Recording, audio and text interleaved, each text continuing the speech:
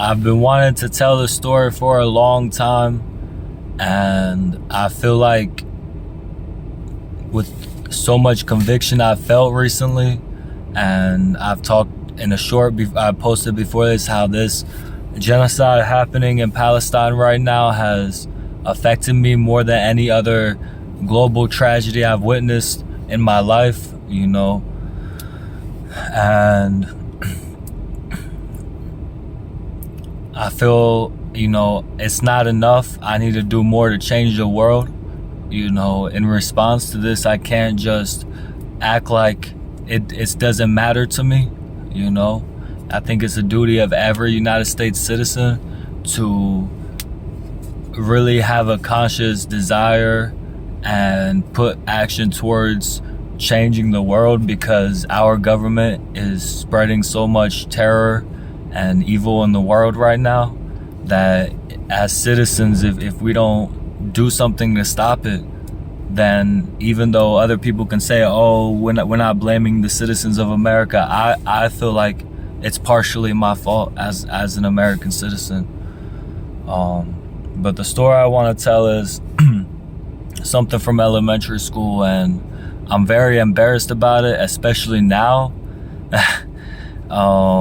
because it's like my history wasn't really given to me properly as a young person.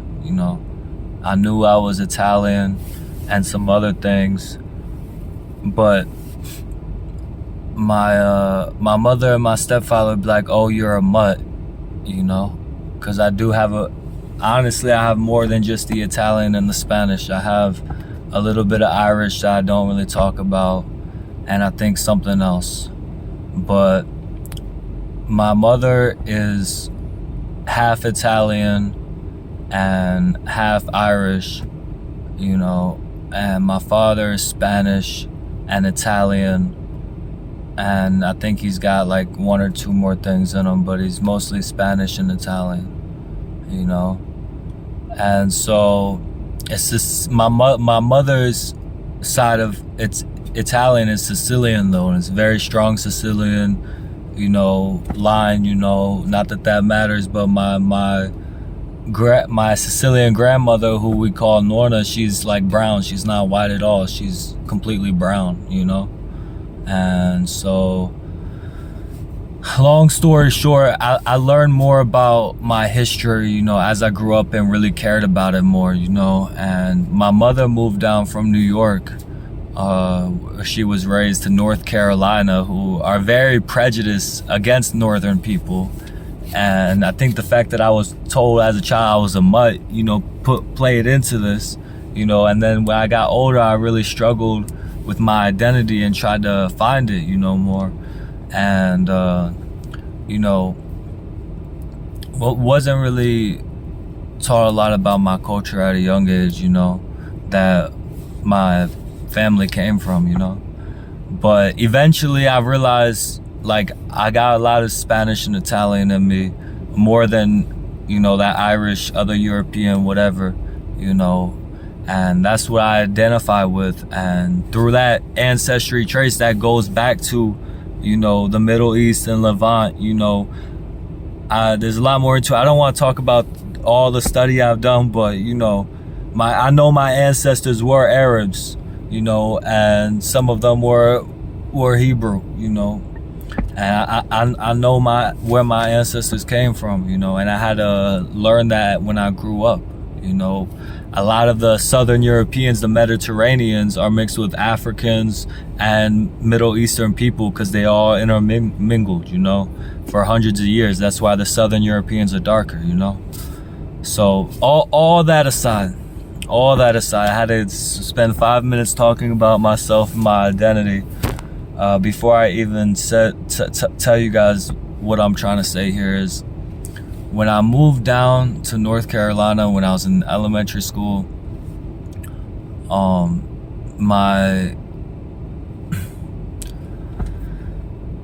my stepfather's family is very conservative Christian, and I started going to church at a young age and was indoctrinated into Christianity.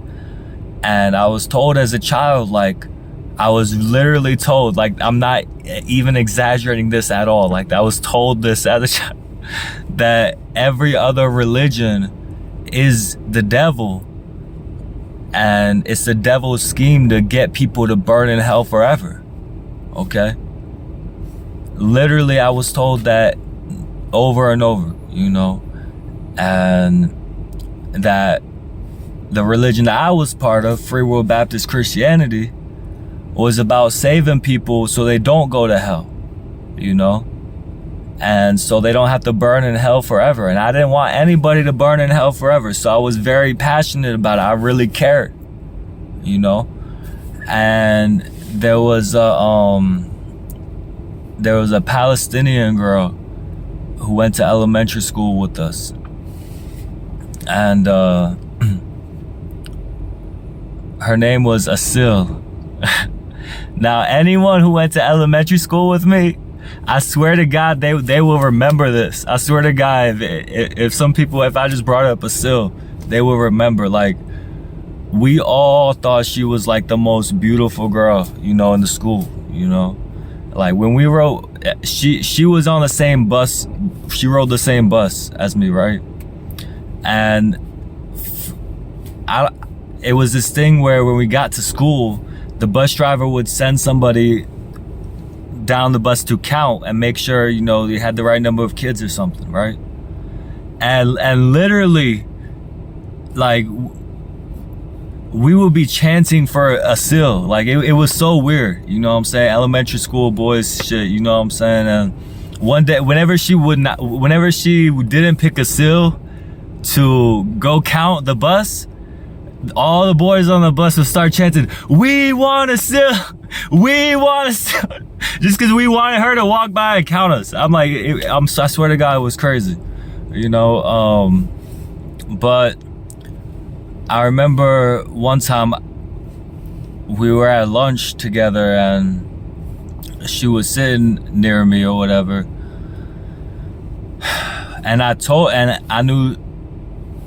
heard she was from Palestine. I didn't even know what Palestine was. I never even heard of Palestine, you know. And I knew she was from Palestine and she was Muslim, right?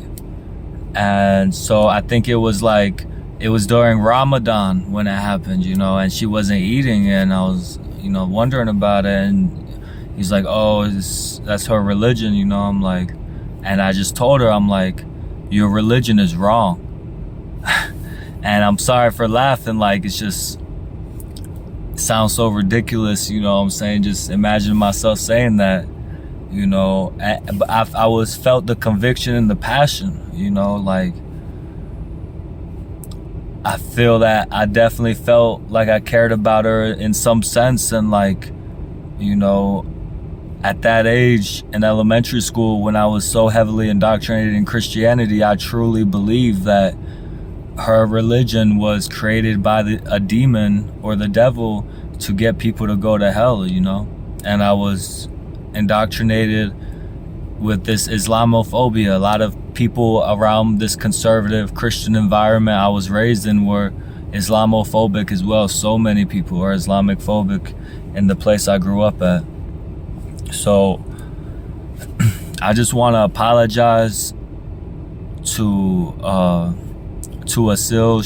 She might not even see this, probably won't, but you never know, right? But she may not even remember this. And I wanted to also talk about it and show that, you know, maybe there's somebody out there who's indoctrinated into Christianity and they believe that other religions are made by the devil. Maybe there's a young person out there who hasn't really grown up and figured things out for themselves yet.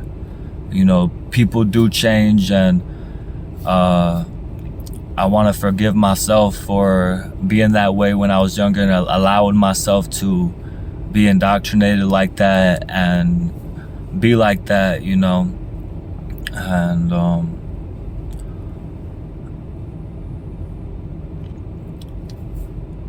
I remember there was one girl that she it was, I remember, I'm just trying to process and remember. It's like there was another girl, I'm not gonna say her name, but I remember who she is to this day. I still know she's still around, she was like, oh, don't worry about it, don't worry. Like I remember like every second of it, she's like, oh, don't worry about it. But like nobody told me I was wrong, no students around me, no teachers, nobody told me. I don't think a teacher might not have been around, but nobody told me I was wrong. It's just one girl was nice and said, hey, don't worry about him, and I'm ashamed that that's how I was as a child, but I forgive myself in knowing that I was a child and I was indoctrinated, and I'm proud of myself for growing up and becoming the person I am today, no matter how many people tell me I'm worthless and see me as a piece of trash because I'm homeless, and I ask people for support online instead of going and working at a fast food place that I don't support and don't want to be around, and pursue stuff that I'm passionate about with my life. But I'm proud of myself for at least growing as a person and my character. I would rather be the person I am today, the homeless fucking bum who lives in his car in the fucking woods, and be against the genocide that is happening right now, and be someone that's for Palestinian liberation and the end of the occupation, and someone who really understands the world truly as it is, then to have continued down this path of how maybe my mother and stepfather and his family wanted me to be, and have this go work a trade or something and keep these conservative Christian views and continue to spread them and believe them, because that's how a lot of my siblings are. Like my sister, I got a few sisters. I got 3 of them. 2 of them, they basically have, it's a process that I think a lot of people go into that I want to sociologically and psychologically explain. Just accepting this ideology, this conservative Christian white patriarchal ideology, and then accepting this idea that you have to create a family and continue the propagation to the next generation of this ideology. And I'm proud of myself because I see that a lot of my siblings and people that grew up in the same town I did, like, they have just continued to, be as ignorant and as backwards as their fathers before them. I'm glad, even though I'm a homeless fucking bum, that I know what the fuck I'm talking about, and I support the people who are truly fighting against oppression in this world. That I'm on the side of the people that are oppressed, and I try to look more and more into myself to see what I can do to end oppression in this world, and not be one of the ones that allows for the continuation of it with their complacency and their acceptance, and understanding that they have, maybe not accepting, but this white privilege. Like, I believe white privilege is real. You know what I'm saying? Like, it's easier as a white American to just get by and do what they tell you, and not to question the system, because the system, even though it's fucking rigged and it sucks, it's worse for other people, what I'm saying, that aren't, American or white, or any other kind of marginalized trait, so. And it's also very hard for me, because coming from the background I come from, and going back to North Carolina, throughout my adult life, and interacting with a lot of the people that have dwelled in ignorance since their birth, and then when I address the truth, when I bring up the truth to them, that's when they have a choice. You know, that's when it's like, are you gonna continue to remain willfully ignorant? You know, you don't want to accept the truth, or are you gonna fucking grow up and change and accept the responsibility that you're part of this world and you're an American citizen? And if you don't do something as an American citizen to stop what your government is doing, at least have an attempt at that, then you're part of the problem. That's what I believe. You know, if you're not at least have a desire and attempt to change things, to end the oppression that this government is committing, not just to us, but in even that is doing so much worse things to other people in the world. If you're complacent in that, then that you're part of the problem, you know? And I'm glad that I'm not complacent to it, and I'm glad that I've grown as a person, and I'm glad I could share this story with you guys today. God bless.